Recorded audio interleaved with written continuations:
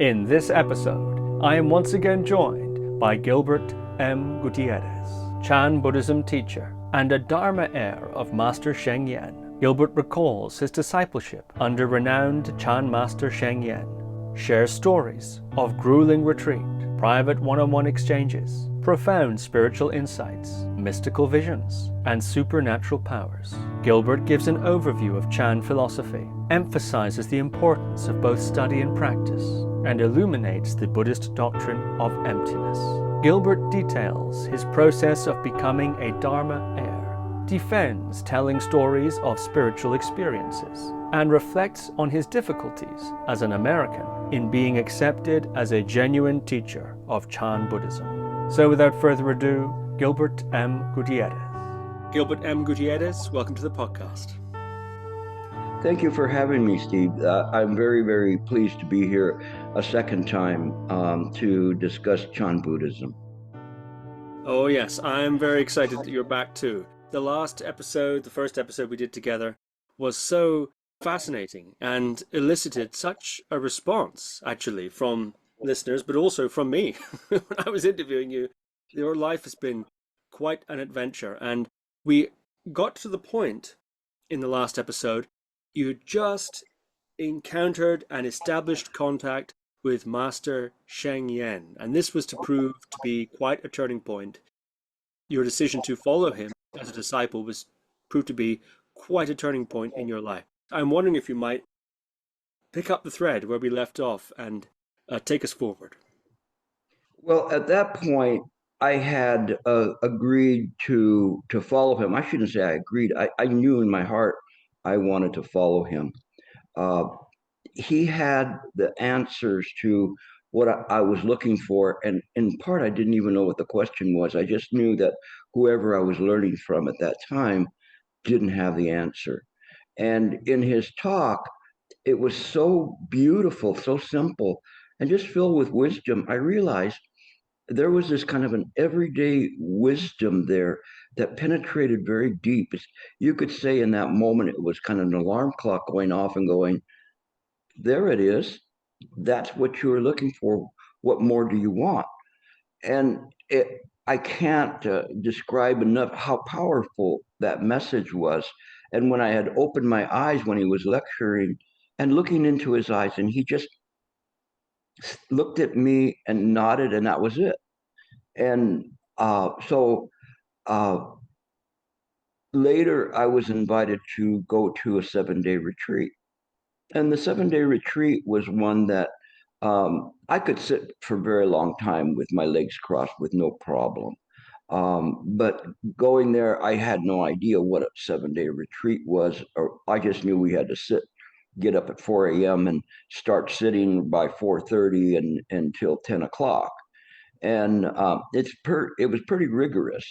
But when I remember seeing him for the first time, I was already been designated by a Qigong master from China to be his heir, and which was very unusual because I was a Westerner.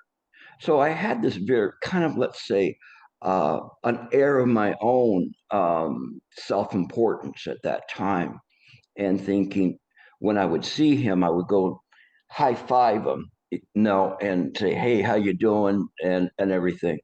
It was so different though. When I saw him, right away, I looked at him, and I'm just looking and going, I am not worthy. I was humbled to be in his presence. There was such a strong aura of this wonderfulness that I felt at his lecture, and it was one that just immediately cut down any pretense that I had.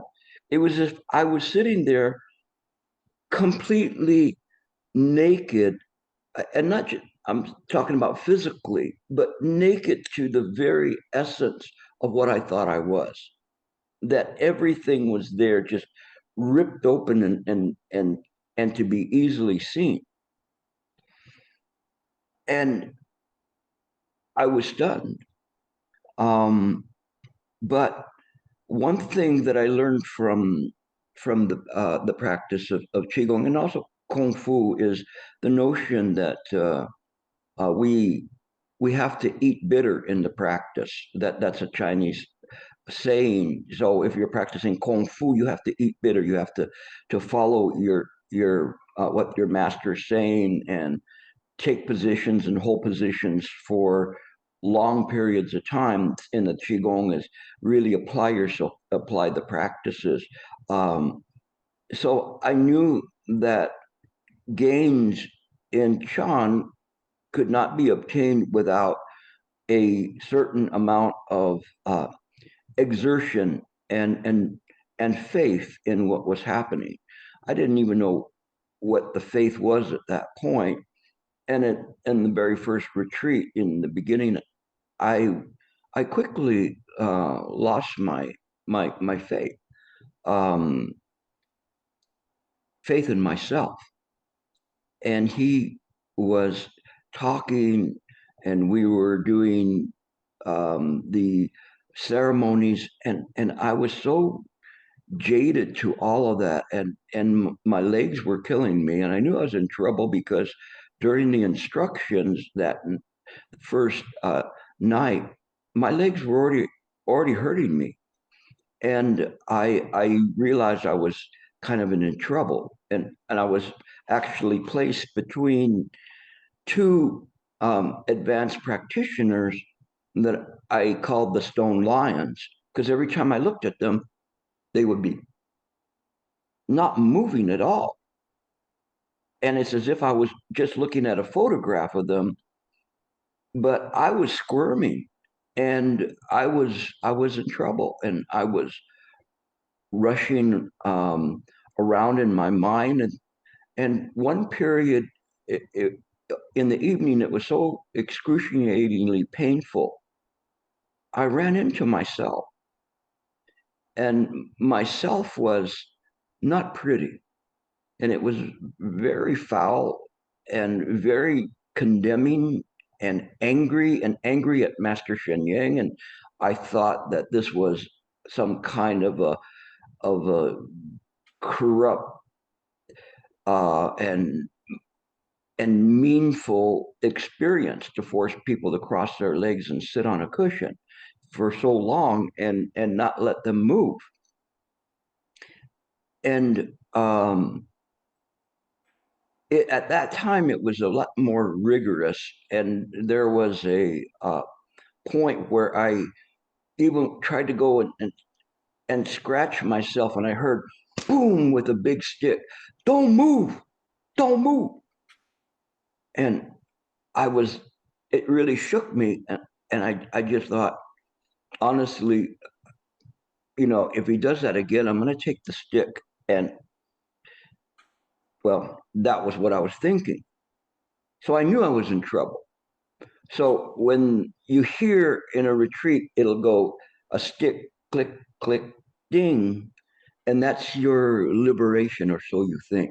You can now get up and move. So I went out of the Chan Hall, and in front of the Chan Hall, there was a statue of Quan Yin, uh, Quan Yin Bodhisattva. Some would know it as Avalokitesvara. And I stood in front of the statue and said, I'm in trouble here. I literally held an auction in my head of how much money I would pay if I could leave and nobody would ever know that I came. I think I got up to $20,000 or something. I don't know where I was going to get the money to do that, but that was my state of mind. I was really desperate. So I asked Quan Yin, I'm in trouble here. And I said, I don't want to leave, but it's difficult. And I have students. And these students, they're relying on me. They're waiting for me to come back and say, how did you do? How is it? And what can I say? I failed?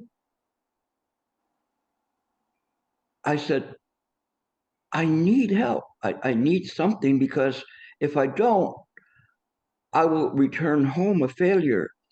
And the people that I'm trying to help will know that, and they will not have faith. And so I started doing prostrations in front of the statue, and I kept doing prostrations. And then I realized that it was already the time to sit. And I hadn't gone back into the Chan Hall. So I was afraid because there was a warning that if you don't go into the Chan Hall in time, then you have to sit um, facing the wall on your knees straight up. And so I went to the timekeeper, which had changed at that point. It was a much softer timekeeper. And he just looked at me. It was a monastic, and he's going, "What are you doing?" I said, "I came into the room late. Where do I sit?" And he goes, "Just go back to the cushion." So I said, "Well, that's a little bit of a bright light of compassion." And so when I sat on the cushion, everything changed. All of my pain went away. All of my evil thoughts went away. My foul thoughts had just been taken from my body. And when I sat there, it was so amazing because literally there was a liberation there that I'd never experienced. And I've meditated many times, done so many things in meditation, but never had this kind of a condition been experienced by me. And when I did that, I remember because I heard like ding, time to get up. And I literally jumped up like a jack in the box and went da-da. Literally, I said that, and it was so silly, but it was like a magician's trick that my body felt so light. I felt like doing the jig, and I did do the jig, really. It was so silly now that I think of it, but I felt like I had the legs of a young teenager or something. My body was so buoyant. This was faith from my heart to seek this kind of a sincere um, I can't even say the word, a request. And when I did that, it freed me. And it is why I'm here now.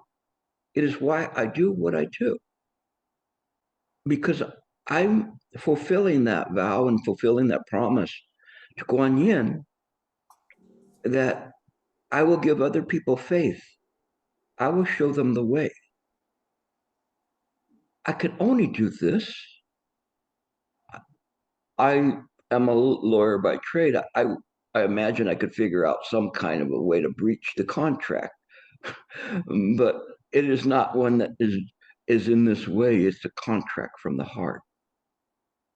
And every day I try to bring people closer and closer to this heart, this great compassion, which is what Chan Buddhism is all about. I owe that direction to Master Sheng Yen. The next morning, I was feeling pretty good sitting, and Master Sheng Yen called me in for a personal interview. Nobody else. He called me into the back room, and he was talking to me. And he was saying, "How is your practice?" And I said, "My practice is so good. I can follow the method. I don't have any pain. I feel comfortable. I understand. I'm happy to be here." And he went, "Really?" And he always had this very long finger. I wish my finger was as long to show you. And he said, "What about last night?" And just in that moment, I knew that he knew what I was going through. And I just kind of went, "Well, last night was difficult." And it was something because talking to him he knew a little bit of English, but normally relied on translators. But now, as I think about it, my conversations with him, unless it was a formal meeting, were always, I guess, in English. We understood each other. And it was something that there's a sincere connection, like like a mother chicken just holding on to the new chick, protecting, watching over it. And that's the way I felt. During that same retreat, I had another situation where I felt this incredible light coming into me. And all I could do is just embrace it. And the next day, he called me in to talk about that. And he was asking me, did you feel heavy? Did you feel light? Did you feel this way? Did you feel that way? And I said, Jim, Shifu, you're asking me all these questions. Shifu means master. You're asking me all these questions to ascertain whether I had some kind of an enlightening experience. And I said, I'm not interested in that. And he just kind of pulled back a moment and said, good. So go back to practice. Because I wasn't. At that point, my interest was in just perfecting the practice, perfecting sitting and watching the method. And I didn't have that interest. Later, I heard a story that somebody had come to him. This young man had told Master Sheng Yen that he had been was enlightened. You, for all of you out there, never come to a master and say, "Oh, I'm enlightened." No, you'll hear the sound of one hand clapping because that's the most beneficial thing you can do. But Shifu took him aside and said the same thing he was asking me during that interview. Do you feel light? Do you feel heavy? Do you feel this way? So if you want to show that you're enlightened, you would have to say, well, I feel light or I feel heavy. I don't know which one because myself is now coming back in and I don't know how to answer. And so finally the young man said, Shifu, you're asking me these questions as if you don't believe I'm enlightened. And Shifu said, well, an enlightened person doesn't act like you. Phew. Which is what he should have done. It was something that was very important for him in that moment to show him the way. There's a sincerity there for him to get to that feeling, but one has to push on from there. This is not something that a master will say and give you uh, directly in that way. Although in my practice with him, um, around the year 2000, somewhere in there, maybe before, maybe just a little bit after, he conferred on me what is called inka. Inka is someone who has seen their true nature. And when he did that, I didn't feel like an accomplishment. I didn't feel, wow, I made it. I got a brass ring. A true, sincere reaction to that is, wow, this is going to change my life a lot. And you realize that he's taking a bit of the burden that he has in watching over this world, and it's just now placing it on your shoulders. And that you are now responsible, as he is, for caring for the world in the best way we can. And that's the way I felt. So I engaged in a great amount of studying. And I will tell you a little bit later my experience in terms of when he conferred that I was his Dharma Heir, I want to talk a little bit about him and what it's like to encounter a great master. Um, they're a chameleon of sorts. They can be very stern, hit you with a stick. He didn't hit people with a stick, but he was very stern. Or he could be very guiding. Um, he could be very loving. He could even cry. He, most of all, and something that I um, meshed with him quite a bit, was very humorous. When I teach the Dharma, I normally teach in a very profound way, so it's difficult. You can't keep teaching the Dharma so deep and deep and deep and deep. You have to interject humor. And Master Sheng Yen was actually the funniest person I've ever met. I never had anybody, not even the comedians, make me laugh so hard that it made my side hurt. Um, and it was a humor that was very subtle, very dry wit, very much Jack Benny-ish. Just the faces that he would make would make you laugh so hard. He once told a story about when he was in Japan, and the abbot of a Japanese monastery wanted him to marry his daughter. And being a Chinese monk, you don't get married. And the whole story and how he looked at it, and how the abbot wanted him to do it because he wanted Master Sheng Yen to take over his monastery eventually, was very, very humorous. And it's something that then, going deeply into the Dharma, you're more relaxed. You feel comfortable. You feel this person connects with you. They have a heart. They are not an automaton just simply dumping things on you. They're telling you about life. They're telling you how these circumstances arise. They make you, as he's doing, laughing at himself and you laughing at yourself, not in a ridiculing way, simply this honest way of seeing the world. And he could tell very heartwarming stories as well.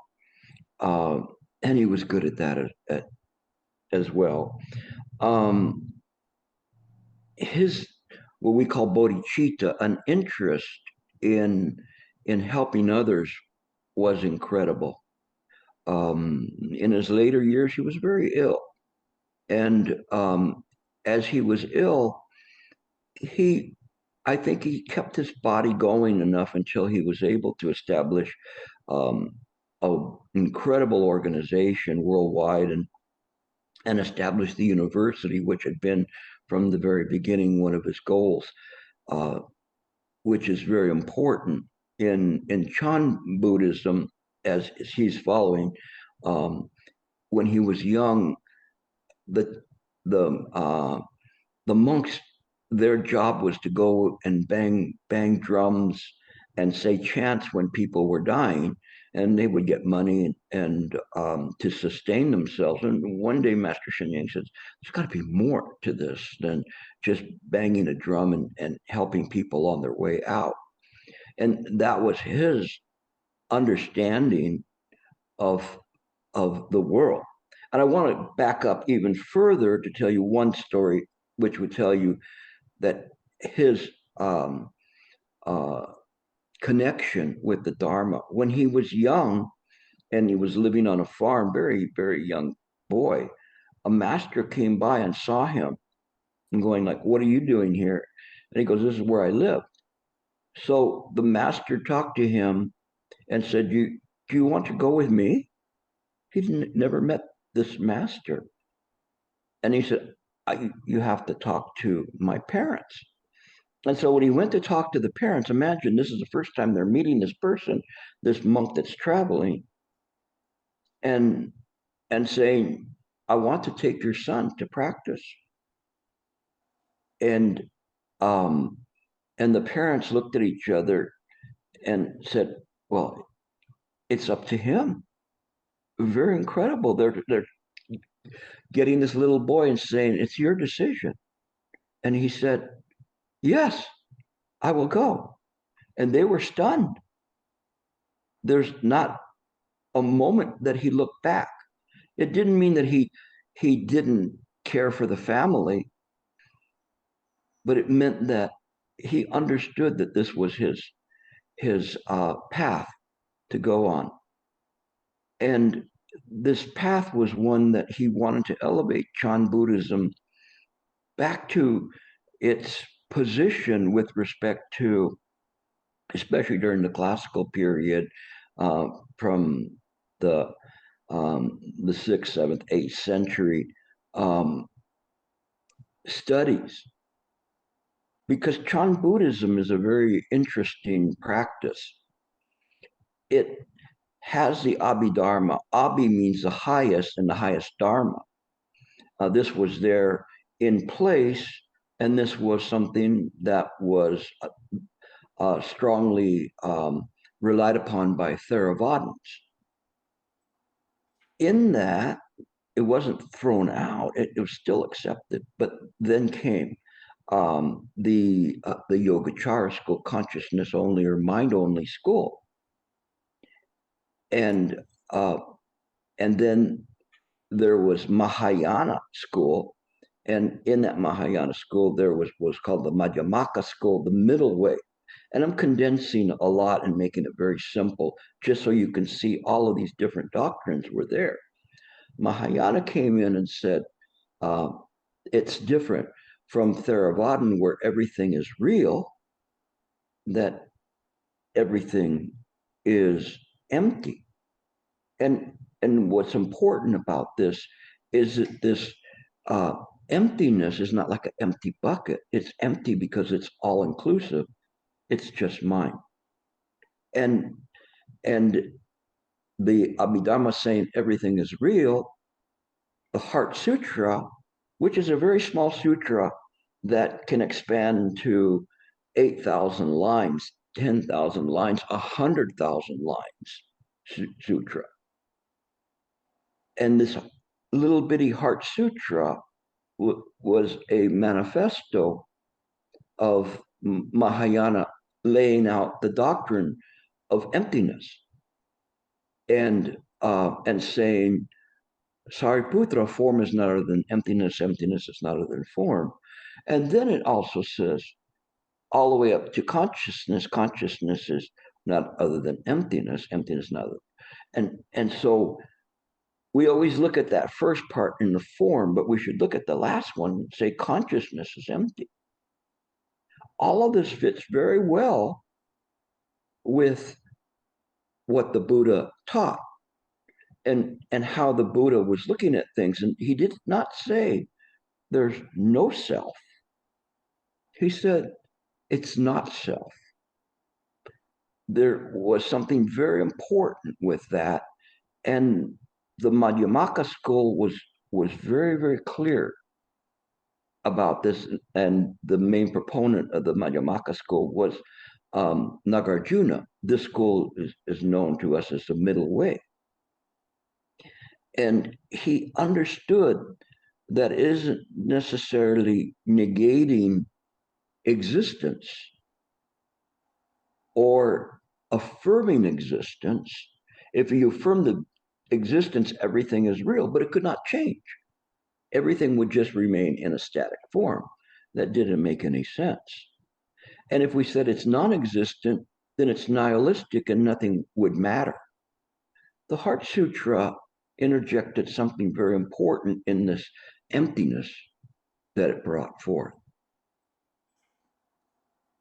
Normally, in a wisdom sutra, you would have Manjusri speaking to Subhuti. But here it's not. It's Quan Yin of Avalokitesvara speaking to Sariputra. You go, why is that? This is a wisdom sutra.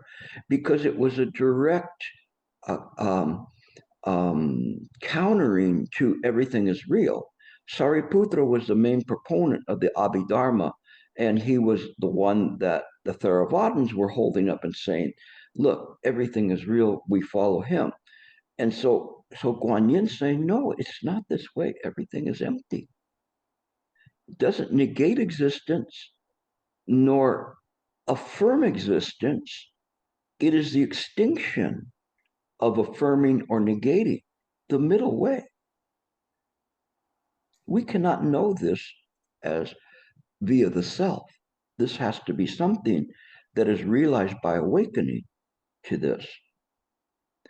Why then Quan Yin Bodhisattva speaking in a wisdom sutra? But very clear, because Quan Yin represents compassion. Chan Buddhism is one that the priority is compassion. The primary meaning of mind, which is mind, is embodied in compassion.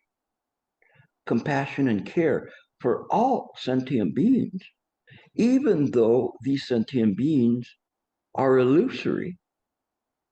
Nevertheless, in mind is affected by the suffering of these sentient beings, and it is the very reason why the mind can feel this suffering.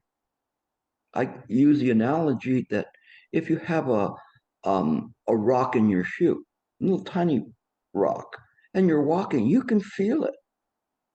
And it's not one that gives you great pain sometimes, but you can still feel it.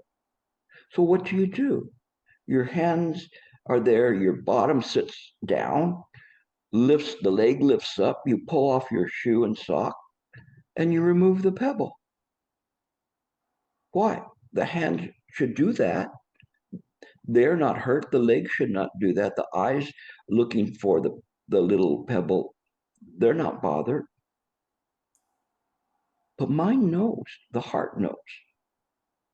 This is the compassion that we understand. It is as if someone was in a dream, some loved one of yours was wrestling on the bed in a dream, and you saw them doing that. What would you do? What would you do if you saw them wrestling around? Of course, you would wake them up. Why? Why would you wake them up? Well, because they were dreaming. But it's illusory. It's not real. But to them, they thought it was real. That's why I woke them up. This is what we're doing. In Chan Buddhism, we are awakening people that are illusory, because that is caught in the dream is mind. Not our mind or your mind, but mind. And there is an interest in removing that suffering.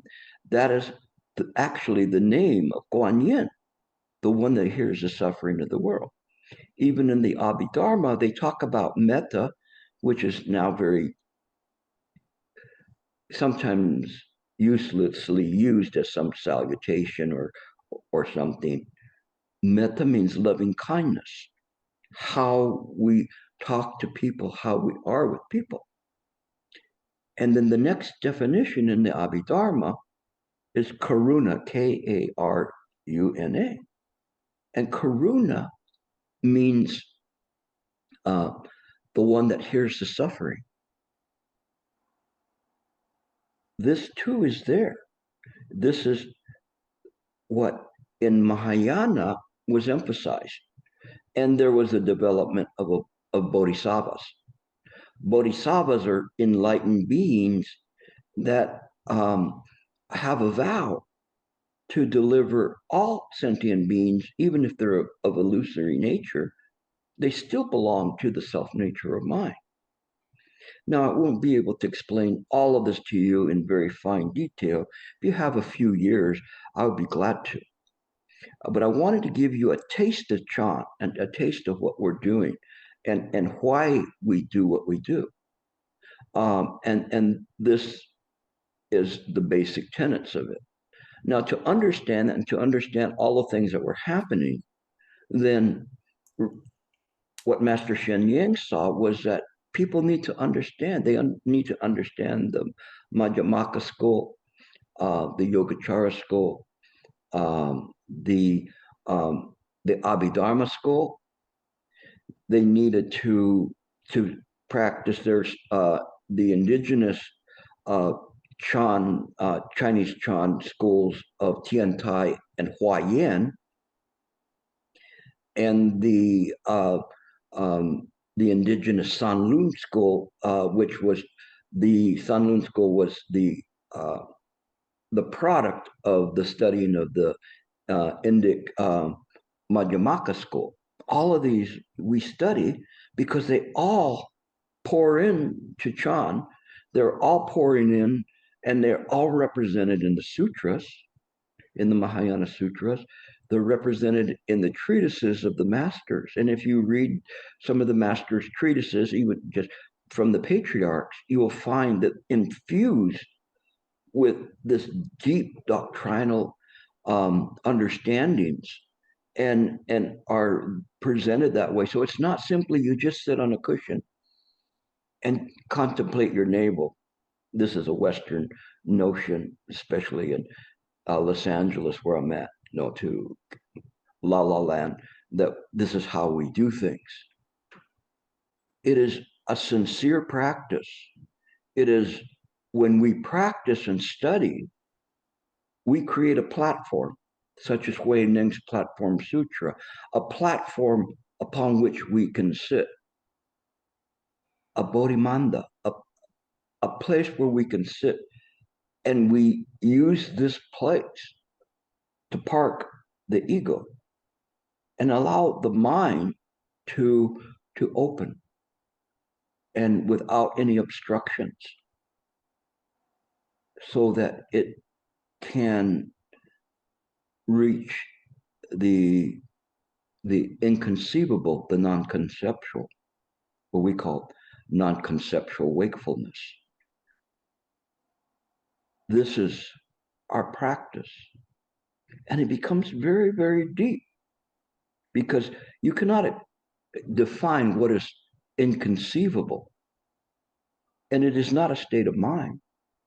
It is not a place to go.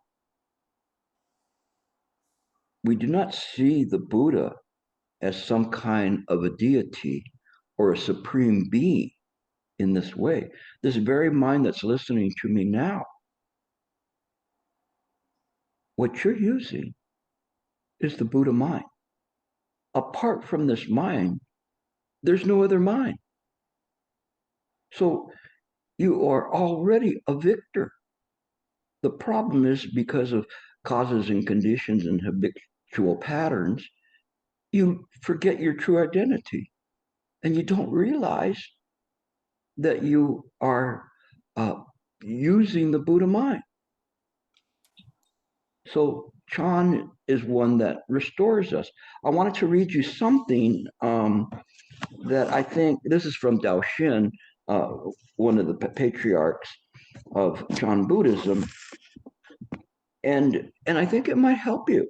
It says, there is no Buddha apart from mind, no mind apart from Buddha. Reciting the name of the Buddha is reciting the mind. Seeking the mind is seeking the Buddha. If you know the principle that consciousness is without identity and the Buddha is without form, and also the Buddha has no image, your mind will be at rest. This was from the very beginning, Chan Buddhism, from Bodhidharma to Hueka and on. It was just in this way that the practice is. So this gives you a little bit of taste of that. And as you begin to practice and you sit and meditate, you'll find that there's different things that you will experience. In mine, when I went to one retreat, and Master Sheng Yen was particularly uh, um, stern with me at that retreat, and I noticed it, that he was just looking at me and pushing me and pushing me and pushing me, and we had this one activity that we would go down in the Dharma Drum Retreat Center in New York. There is a lake, and we went around to the other end of the lake, and there were bowls, and we were instructed, fill the bowls full of water and take it back to the Chan Hall as an offering. And at this point, my mind was, I don't know how you could explain it, very thick, very much engrossed in the method, very much in without self. And so when I put the bowl in the water and I picked it up, it was filled to the very top. I remember because when I filled it to the very top, one of the monastics looked at it and went, "What?" And in other words, saying, like, "What are you doing? That's filled to the very top." So I could have at that point spilled some out, but my thought was, let's see. So I'm walking back, and it's about between a quarter mile and a half mile going up to back to the Chan Hall. And I remember as I was holding the bowl, don't spill a drop, Gilbert. Don't spill it, just be there. And all of a sudden, I saw everybody like ants go so quickly, very, very fast, as if they were in fast motion. And soon I was left behind with my bowl, walking with this bowl, don't spill a drop, all the way up. When I finally reached the Chan Hall, they had already gone through exercises and 2 periods of sittings and bathroom breaks, and so it was well over 2 hours or more, maybe 3, before I got back with my bowl, not spilling a drop. That last little bit of self was very proud of that. And when I went to put the bowl in front of the Chan Hall where everybody left their bowl, I couldn't move my legs. I couldn't squat. They were so tight from walking so slowly.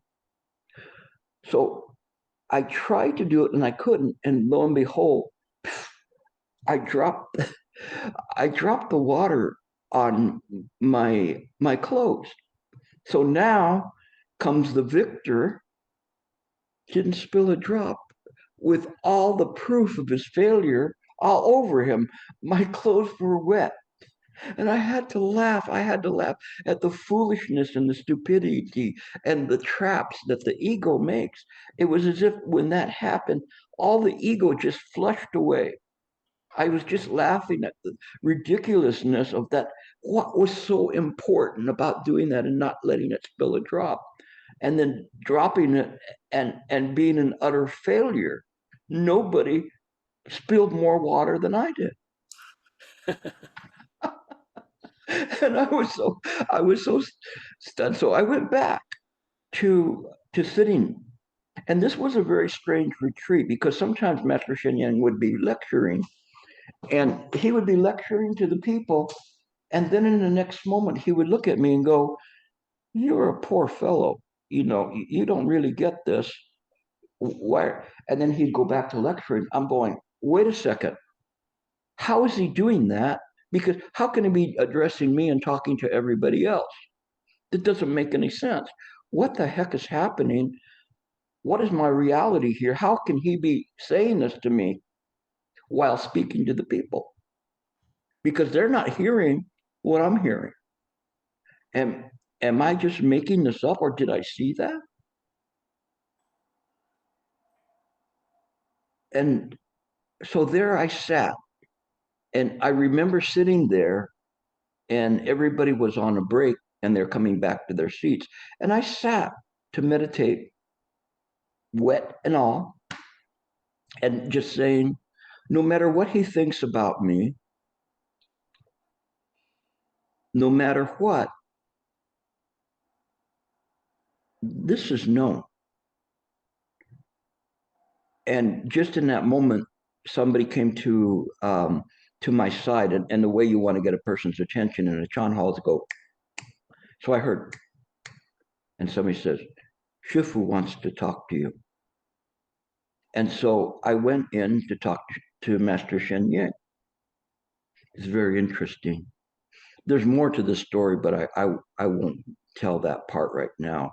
But as I was in there, Master Sheng Yen had asked me, he says, Gilbert, how are you doing? I said, fine. And he said, and how is your method? Um, my method was, who is reciting the Buddha's name? A Huato. And so I said, uh, my method? My method? I said, it's a joke. And he says, what? I said, it's a joke. It's a fraud. It's a sham. So I was just trying to use different words to explain the farce of it. And he says, what do you mean? And I remember looking at him and pointing my finger at him, like he points at me all the time, and said, Shifu, you tell me right now, who is reciting the Buddha's name? Who? Tell me now, like right now, tell me who's reciting the Buddha's name. He knew. Now, if you do that to me, if you were my student, again, you'd get the sound of one hand clapping because you're just mimicking something. But in that moment, there was a moment of sincerity that he knew what I meant. He knew that there is no self, and that the Wato in itself is a useless question, just designed just to bring everything to a clarity of the mind.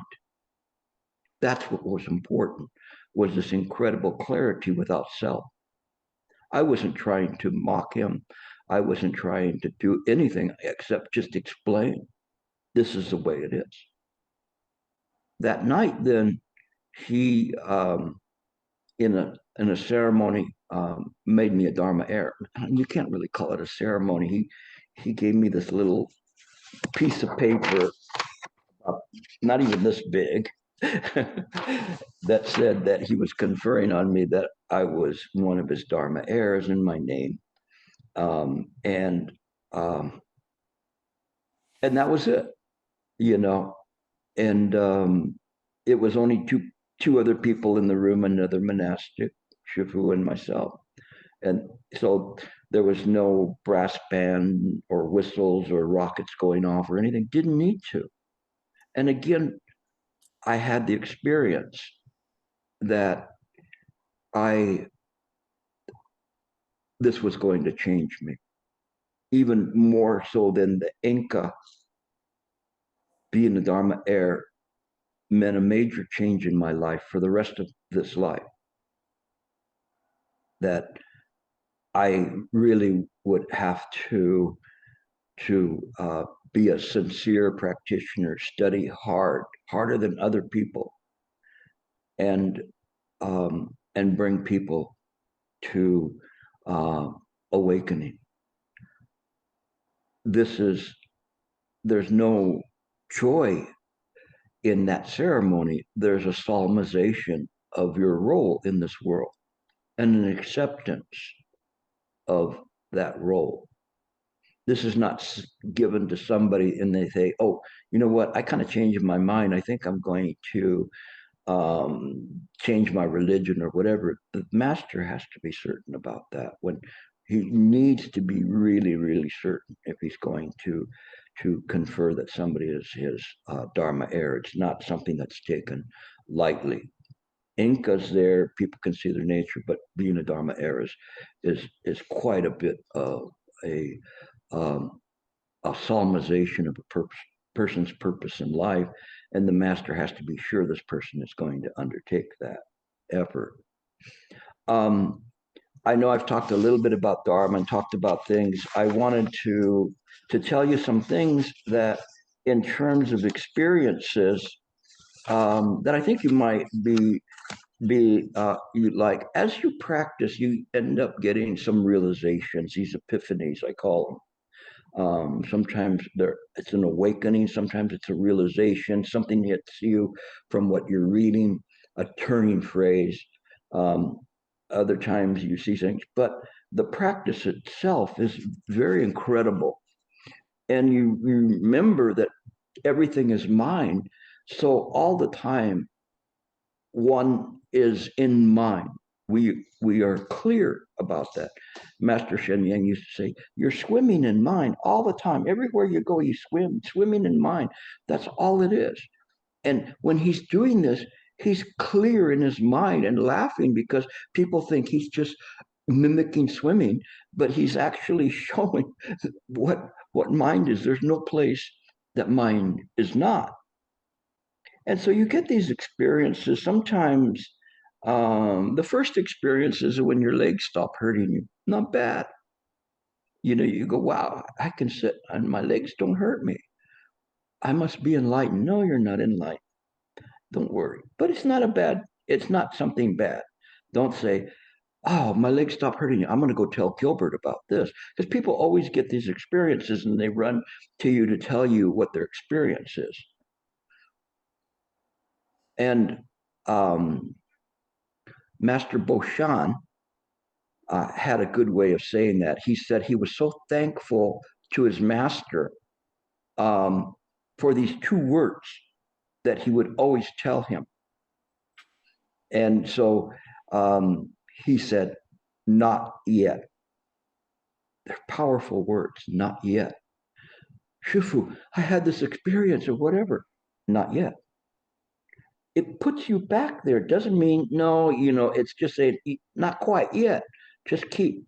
It's like you pull out the cake from the oven and it's a little bit too moist. No, you put it back in. Not yet.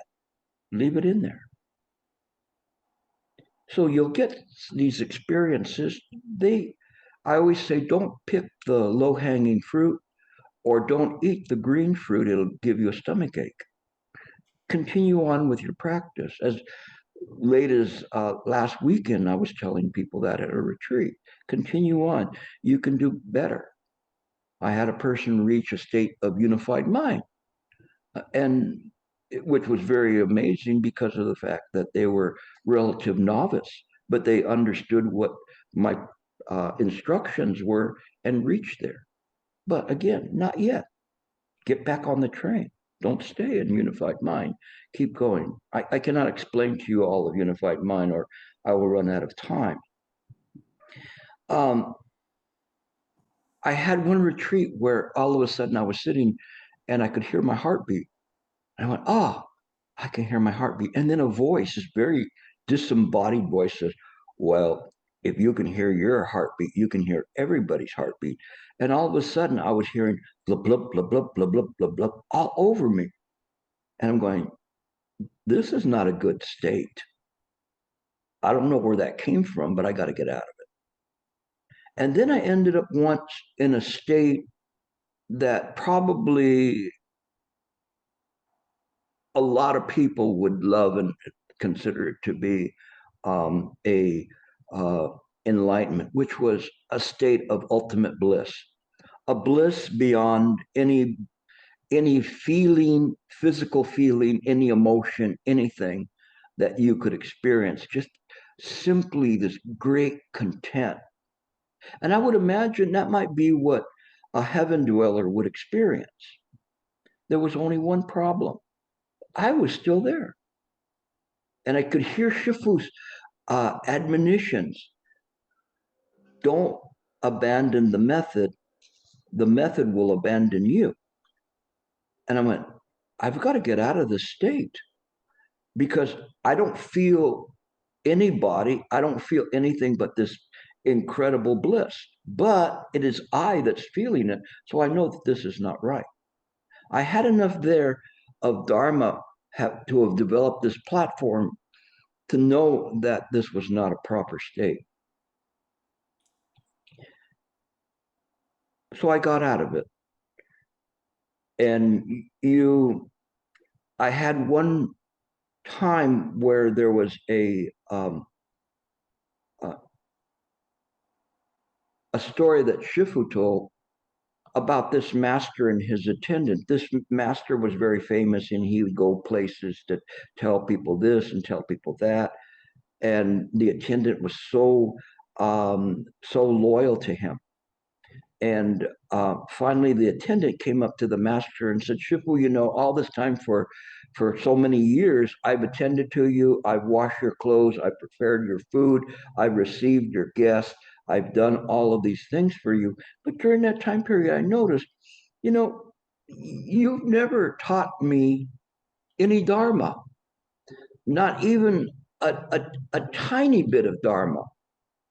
And so the master said, "You want some Dharma?" This is a story that Master Sheng Yen's talking about. And he says, "You want some Dharma?" And so he went to his robe and pulls out a thread. He says, "You want a thread of Dharma?" And so he went like this, and then he went and blew the thread towards his attendant, who became enlightened in that moment. And this hit me. What? How could that possibly happen? How could he blowing the single thread into his face bring him to enlightenment? It struck me so hard that it turned into a huatou. Why? Why did this happen? And I just kept sitting there. Finally, it was a time to go to eat. As I was walking to the cafeteria area, I was going, why? When I was eating, why? I went to my room. Why? Walking back to the Chan Hall. This why was with me all the time. Waking up, it was why, right from the very beginning. I was there at the table to have a meal, and my mind was looking at this, going, why? Finally, Master Sheng Yen saw me and said, "Gilbert, if you're not hungry, go practice." He knew something was happening. And he says, "Go practice."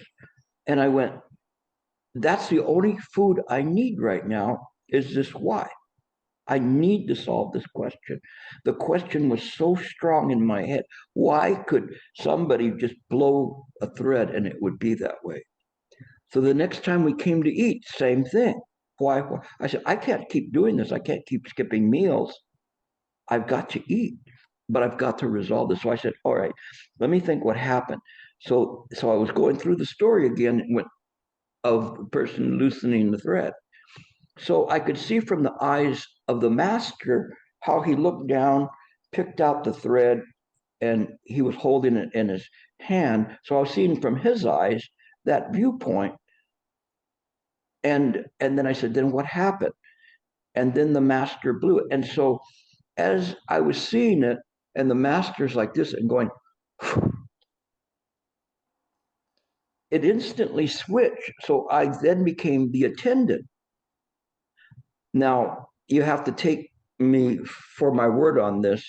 At that time, I had hair, and I could feel the puff on my face, physically feel that a puff of air went on my face and lifted my hair.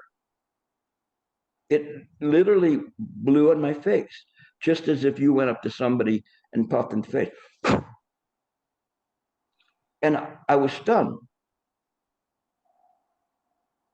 How can it happen? This is a story. I'm not in the story, am I? How could that happen? And just in that moment, everything was like a play, and the stage was struck. And then all of a sudden it rolled back up, and everything was back there. But I saw when all of the scenery was gone. And I just again laughed at that.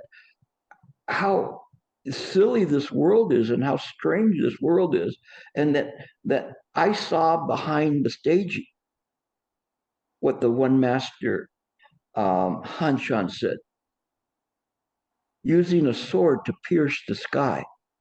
I saw behind, opening the sky to see what's behind it. And it wasn't, I should say, I. There wasn't an I there, it was just mine. And it was very interesting because in that moment, everything was clear.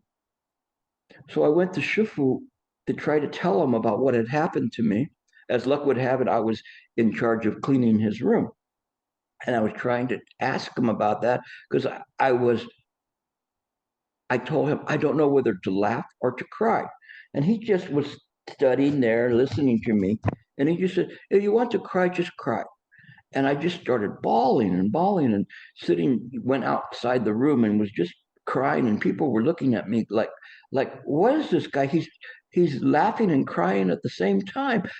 What's wrong with him? He must have gone cuckoo. And I just went, yeah. And I was just like that way.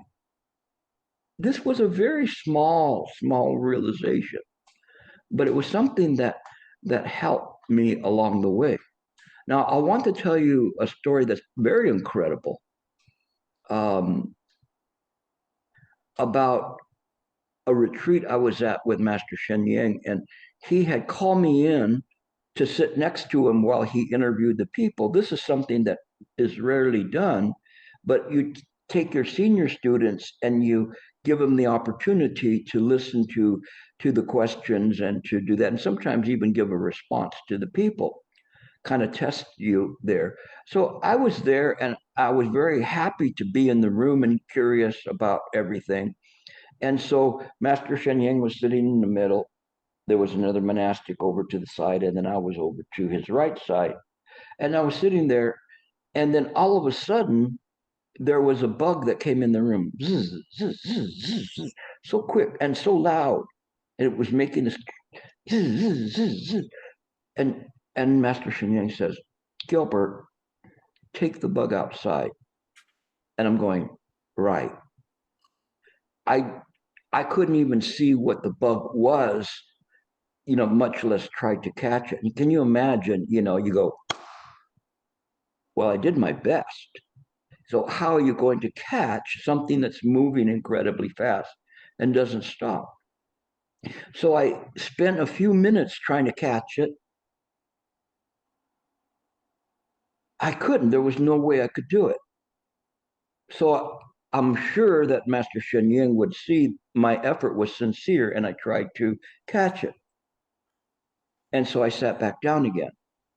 He still didn't call in anybody for an interview yet. He just waited there and waited. Finally, he looked at me and said, Gilbert, if you do not take the bug outside, it will die in here. What am I going to do? I had no way of catching it. I could not think about this in terms of that. Now, before that, I had related a story of seeing a bug coming into the Chan Hall when I was meditating, and this bug came to the room, and I saw it, and in my mind I said, "Hey, bug, stop!" And it was kind of like almost like a giant ant type bug with feelers like that. And so I said, "Hey, stop!" And the bug stopped. And I said, "Listen to me." And it literally turned its head, and I'm saying, if you come into here, you will see in the middle of the room, there's many of you that have died. And so don't keep coming into the room. Go back outside or you'll be dead by morning. And the bug turned around and went back outside. This happened. This really happened. And I had told Shifu that, and I think maybe that was something that he was using here in this moment. And so he had told me, if I don't catch the bug, it will die. He knew I knew that the bug would be dead. So I got up again and I'm chasing the bug. And then I finally figured if I keep moving the bug until he fatigues, then he will have to land. Just keep him up in the air. So I kept doing that. And then finally the bug landed on Master Sheng Yen's uh, armchair right here. And so it landed there. And then I went up to it and held my hands like this in front of me and outstretched. And I just said, please. That's all I said, please. And the bug instantly flew into my palm of my hands. And it was this most beautiful dragonfly that had little tufts of looked like cotton on its wings. Very, very incredible, beautiful dragonfly. I've never seen another one like that. And I've tried to look in the books to try to find what it was, and I haven't been able to find it. But it was this wonderful dragonfly that had its wings outstretched with these little cotton tufts on it. And I took it out, and they opened the door, and out went that. I went back, kind of stunned about that whole thing, and I sat down next to Master Sheng Yen, and then I I was waiting for a comment, but his only comment was, "Okay, bring in the first interviewees." He never said a word to me about that. He didn't really have to. It was what it was, and just kind of a demonstration of things. You could call me maybe a bug whisperer because in a retreat in Ohio, I was teaching people how to do direct contemplation when they go outside and contemplate an object. But I kiddingly said, don't don't contemplate a bumblebee, because if you contemplate a bumblebee, you'll be looking at it all over the place. You'll not be able to do it because a bumblebee could not stay in one place. So people kind of laughed and say, don't do that. So I'm outside with all of my students and they're doing direct contemplation, and I see a bumblebee flying around me. And I'm going, this cannot be by accident. And then the bumblebee landed on the back of my pants. I could feel it because it was thick. You could feel the weight on the pants. And it began crawling up my pants to my shirt. And it kept crawling. And I'm there contemplating this bee that's on me that I had mocked, saying they would not be able to do it, until it finally got to here. And so now I have a bumblebee on my shoulder. And I'm going, this is very unusual. So I outstretched my hand, and the bumblebee went all the way down to my finger and then turned around and looked at me. And I'm going, how is that even possible? But that bumblebee stayed there for about 5 minutes. I don't know, at least 5 minutes, looking at me as I kept my arm outstretched. What are the odds of that happening? But sometimes nature and mind teaches us things in a very esoteric way. And we keep an eye out for those things. We don't have to try to fabricate them. They will come on their own if one is sincerely practicing with that. And so I wanted to share those stories with you because I think those stories are very helpful to you in terms of seeing things are not quite as real as we believe them to be. There's more forces in effect than that we understand from the samsaric side. The samsaric side, where we live, and this is what's called samsara, is one that is, we believe, is governed by physical, scientific properties, gravity, etc., lights. But it is also part of mind. And mind is the main creator. Everything is created by this mind. When we understand that, then things that appear to be unreal can really be real. These are not like, you don't have to experience things like that to have faith, but I give them to you because I think that they're helpful, and I don't want you to think I'm kind of over embellishing them. They happened as I said they happened.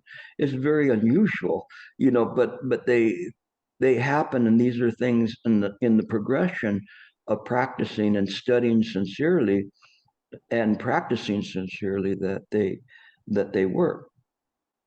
The biggest uh, realization I've had to date was not on the cushion, but I had been teaching at a retreat, and I went back to my room and I was studying the Uttara Tantra Sutra, which has another name called Ratnagotra Vibhaga Sutra, and I was looking into that sutra, but before I looked into it, I wanted to find out what the name meant, Ratnagotra.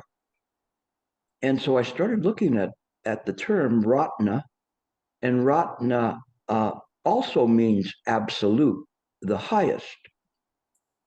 And there was many names or definitions for Gotra, but the one that hit me was Gotra also means clan, Clan, like the Shakyamuni clan. And that was what my thinking process was, until I got to the point where I went, my gosh, they're referring to the absolute clan, meaning that everybody has Buddha nature.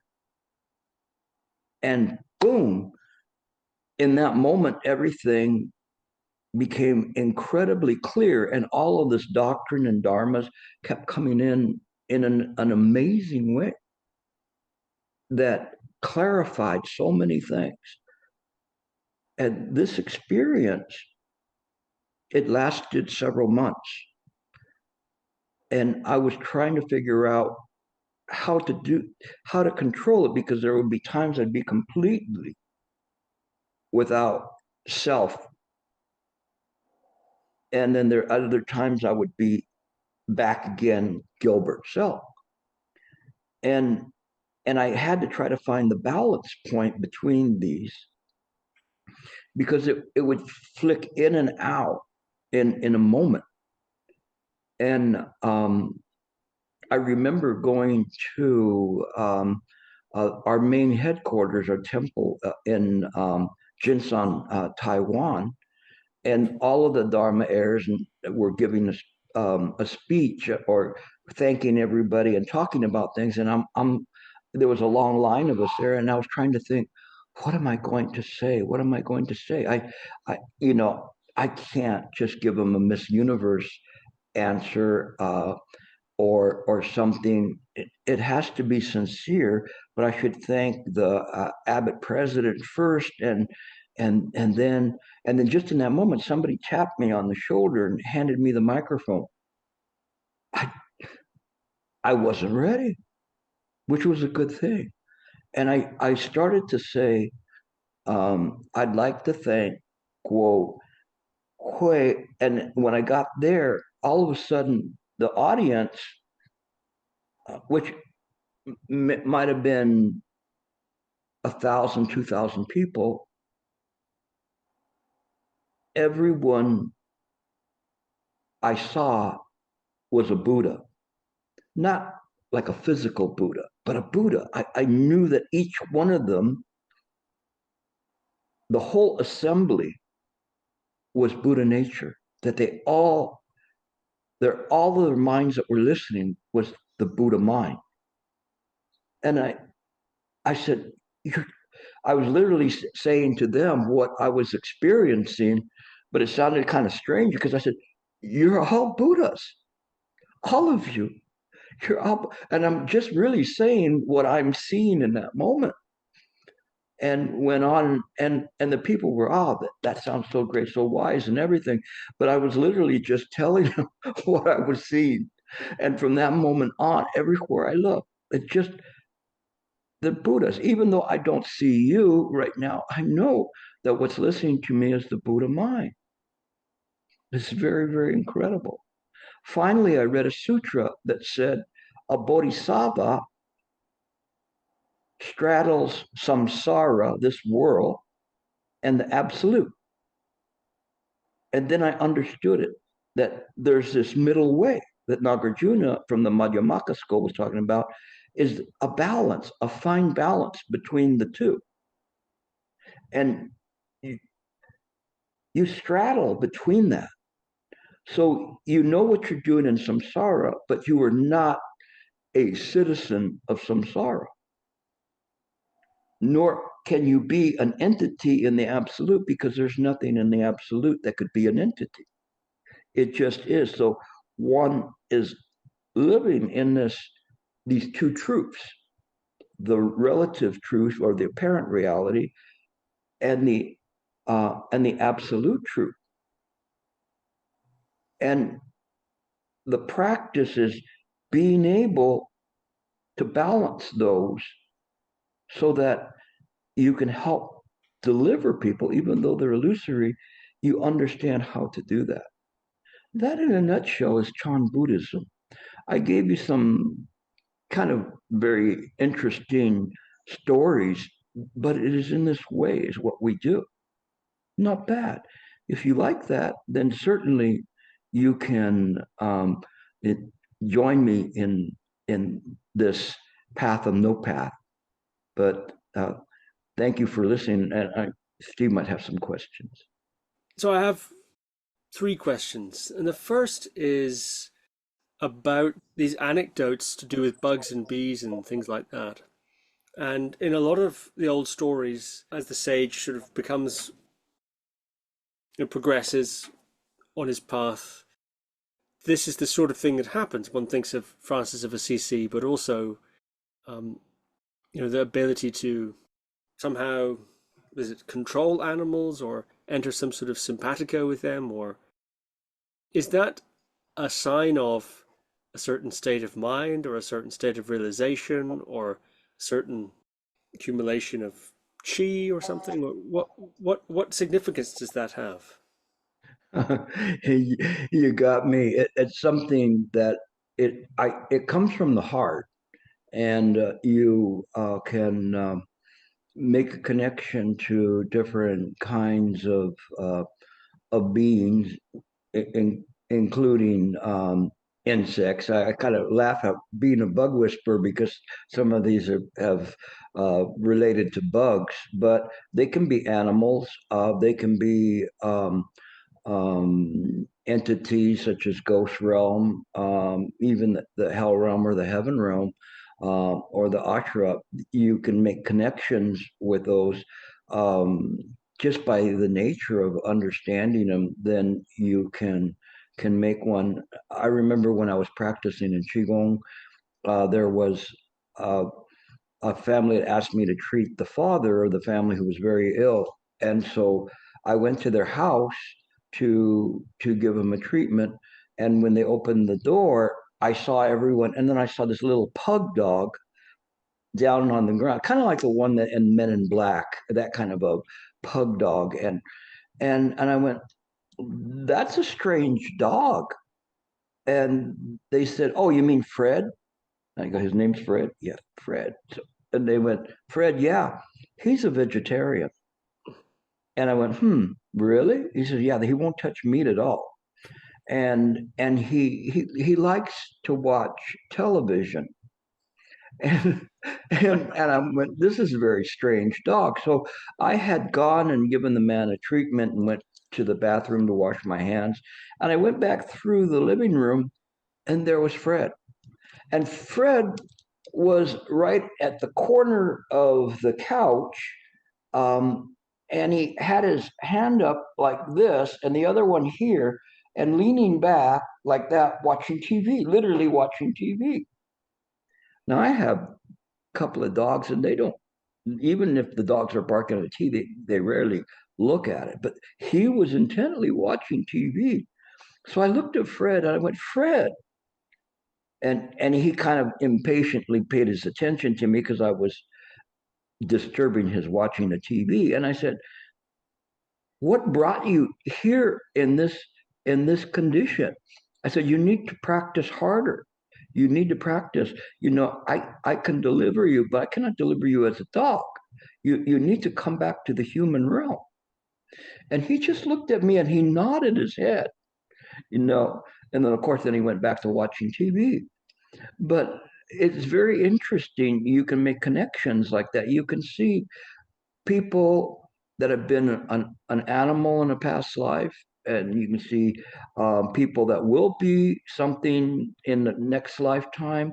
All of these things, if you listen very carefully with the wisdom, there are things. Sometimes there are signs, like people that have a patch of hair on their body were probably had been an animal in a past life, in that way. I mean, those are just kind of very simple things, but you become aware. But you try to harmonize with everyone. So you harmonize with those in the ghost realm. You try not to be a ghostbuster, try to chase the ghost away. This is a very cruel thing to do. It's like chasing away a starving dog that's at your doorstep just simply because the dog is barking. You're ignorant about its needs. But when you open yourself to them, then you can take steps to deliver them. You don't try to challenge them, or they'll harm you.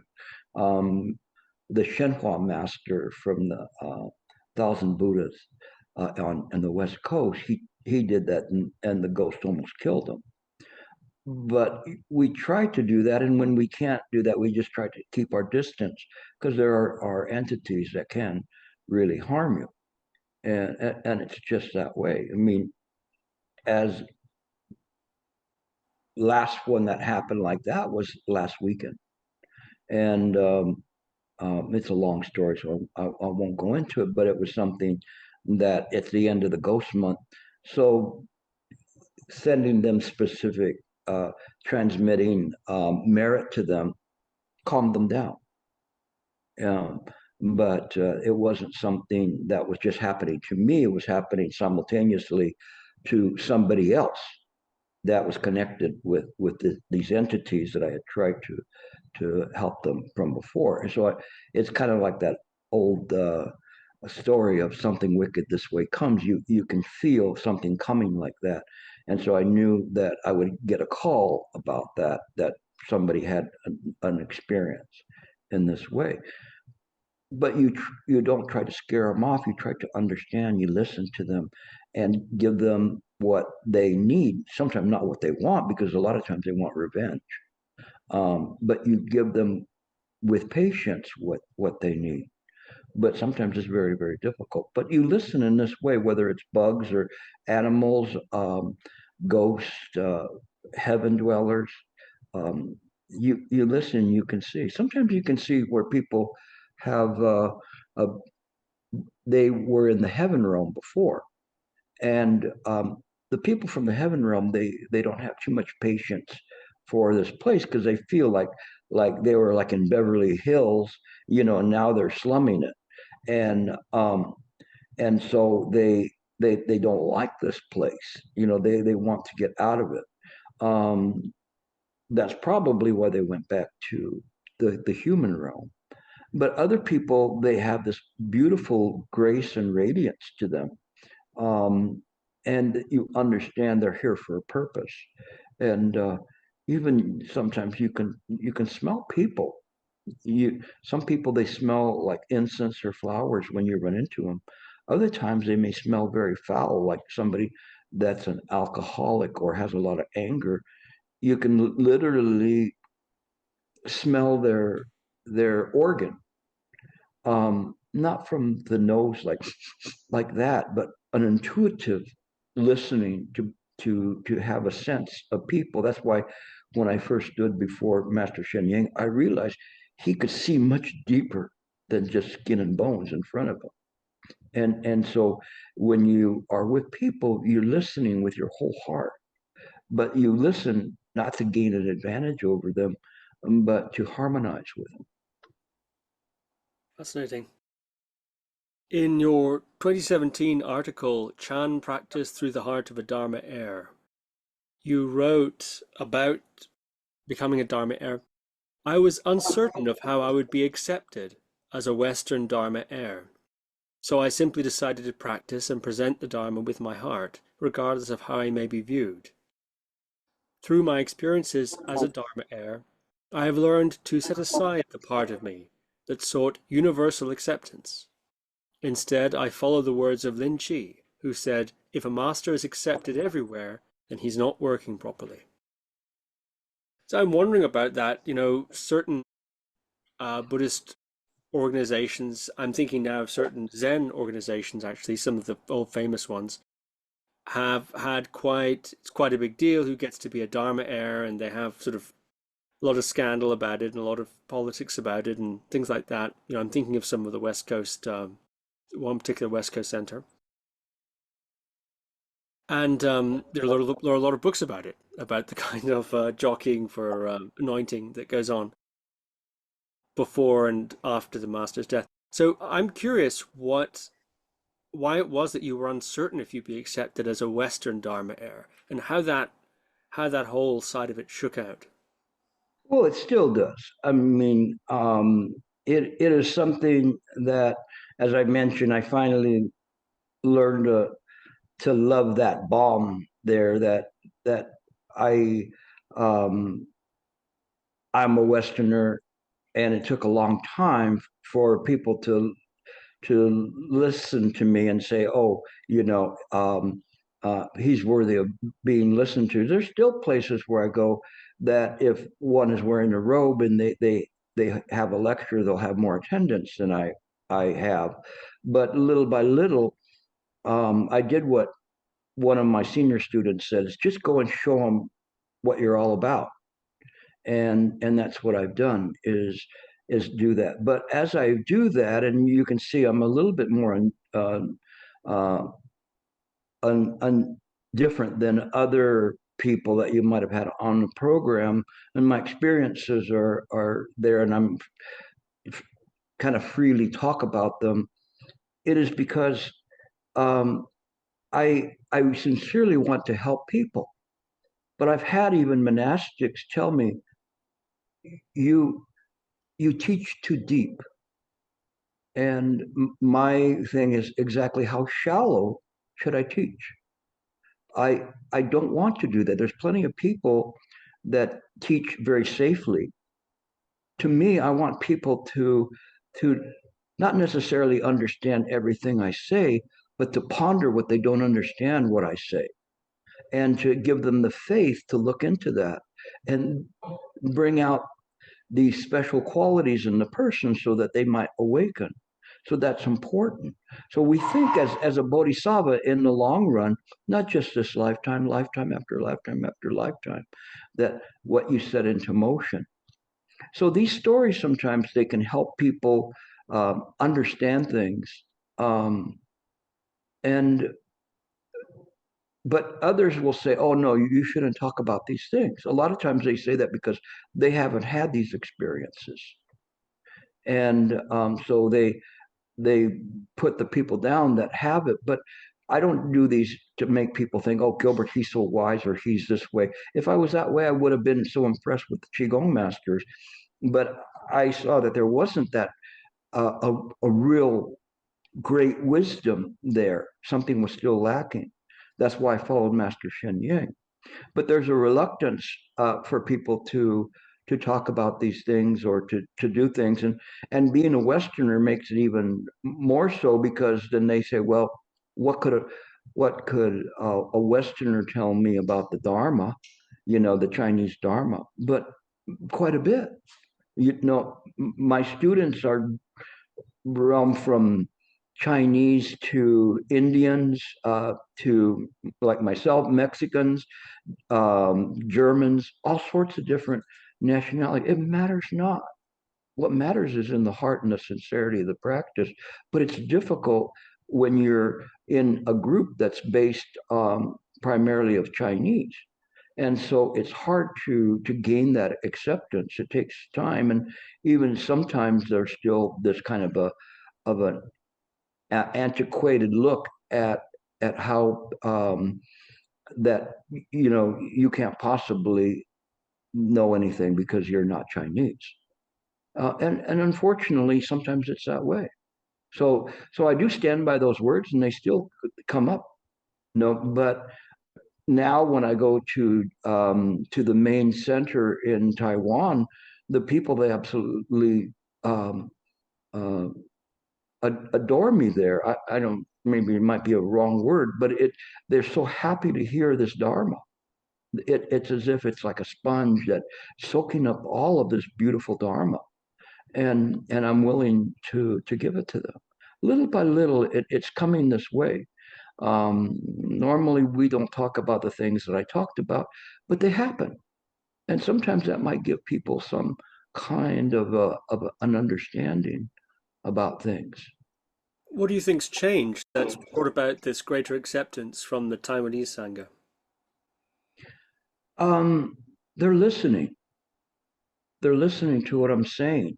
They're listening to the profoundness of the Dharma. I don't just make things up. I study very, very hard, and I'm constantly reading. And I'm retired now, but I used to spend as much time on the Dharma as my work. But now I spend double that. And it's not for me to read for my self edification. It's for me to find various facets of this diamond to turn to offer it to others. And so when you listen to it, if you listen sincerely, the words, they're beneficial. They cut through to the absolute. And when you do that and you practice in the right way, it it really accelerates your practice.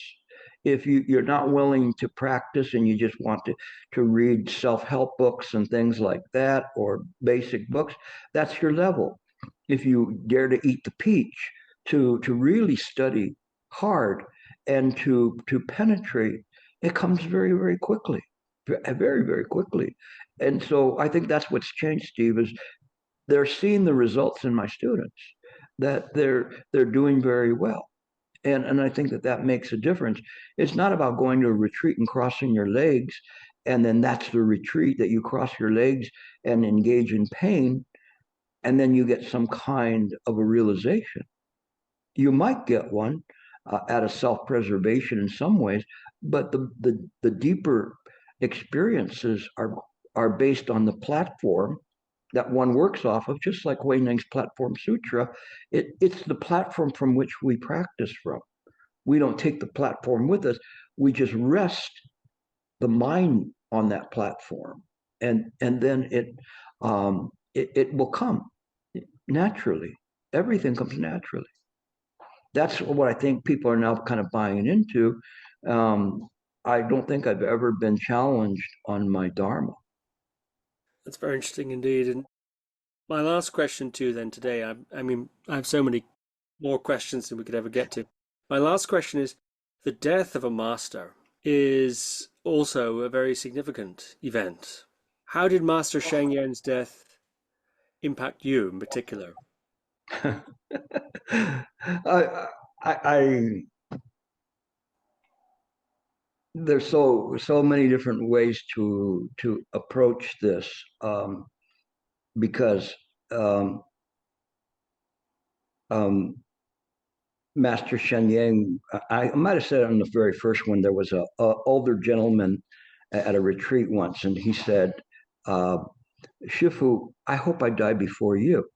And so when the person said, and then Shifu said, "Why is that?" And he says, "Because if you die before me, I will be so so sad." And Shifu said to him, "If you die before me, I shall not miss you." And I just went, "Whoa, whoa." And everybody had a nervous laugh, like, did he really say that? And I went, it was impeccable response, impeccable, but people don't understand it because they only see it from the fact that they lost this person and that they lost the master. And after Master Sheng Yen passed away. And I'm going to tell you something very incredible in a moment. And I was holding this back for this question. Okay, and you'll understand in a moment. When the master passed away, somebody had written, one of his students, that he is now gone to parinirvana. And so in this group of all of these people, when he was saying Master Sheng Yen has gone to parinirvana, and so then I wrote and said, I'd like to share a story from Master Sheng Yen. And this story is that a visiting monastic he was traveling and he stopped at this temple. And so the people knew him, they welcomed him in, gave him a dinner, and then were showing him the temple. And as he was walking, this master looked at this picture on the wall and he said, who is this fellow? And the other said, oh, him? He was our master from before. He's moved on. And so the master just looked at them and said, and exactly where did he move on to? This is Master Sheng Yen's story. Master Sheng Yen was buried in a public cemetery in 5 different holes. His ashes were ground to a fine powder so nobody could claim any relics of him. There are no stupas erected to him. He did that so nobody can go to a grave and say, here lies Master Sheng Yen. Where is he at? In an unmarked 5 locations of his ashes. Not his ashes. That dust is mine. It belongs to mine, but you cannot find them in those holes. You find them in your heart. That's the difference. There's no moving on. When he died, of course, I feel sad, but I understood he was old, he was sick. This is life. And I keep him alive as he kept his masters alive, as a living testament to him by following the vows. The day that he died in Taiwan, I was in my office at work. It was very late at night, around midnight or so. And I was in my office and I decided, okay, I'll finish it up for the night. And my office is on one side of the house in the second story, and there's a walkway that walks across to where my bedroom is at. And so I was walking, and right by the stairs, Master Sheng Yen is there. And he just says, I am leaving.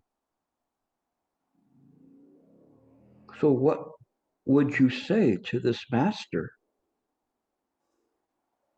Goodbye, bon voyage, I will miss you.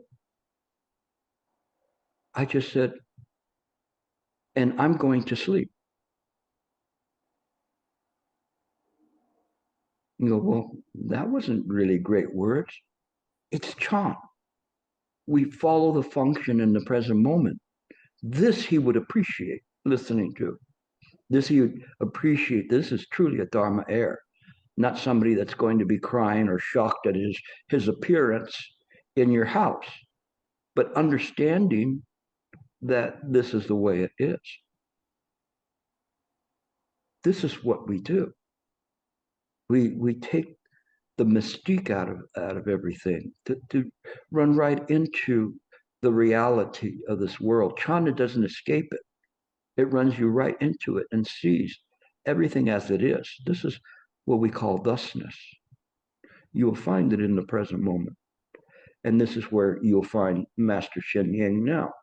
I don't see him as coming and going in any other way. So that's the answer to your question. Thank you. This has been another fascinating episode. Perhaps we will have to make it a triptych and do a third, who knows? Yeah, it's very funny. It's kind of like those infomercials, but wait, there's more. But that's for another day. Yeah. Gilbert M Gutierrez, thank you very much. Thank you for welcoming me to your program. I'm very happy to be here, and you have such a great reputation. I know that you're doing a lot of good on the internet. There's so many choices there, and you're presenting people that really can make a difference in people's lives. So, Ami Tofu. Thank you. Thank you for listening to another Guru Viking podcast.